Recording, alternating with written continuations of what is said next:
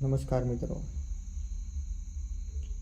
ઘણી બધી વાર આપણને વિચાર આવે કે આ ગ્રહ નક્ષત્ર યોગકરણ આ દરેક વસ્તુઓ શું નુકસાનકારક હશે અથવા આવું કાંઈ નહીં હોય. આવા પ્રકારના વિચારો આવતા હોય. અસલમાં વ્યક્તિનું ખરાબ ગ્રહ નથી કરતા, પણ ગ્રહ છે તે સૂચન કરે છે. ગ્રહ છે તે મનુષ્યને અંદરથી એક પ્રકારે ઉર્જાવાન કરે છે અને તેના થકી વ્યક્તિ જે રસ્તે જાય છે તે રસ્તે જ એને લાભ અથવા હાનિ થાય છે. ગ્રહો વ્યક્તિને ઉર્જા આપી અને આગળ વધારે છે.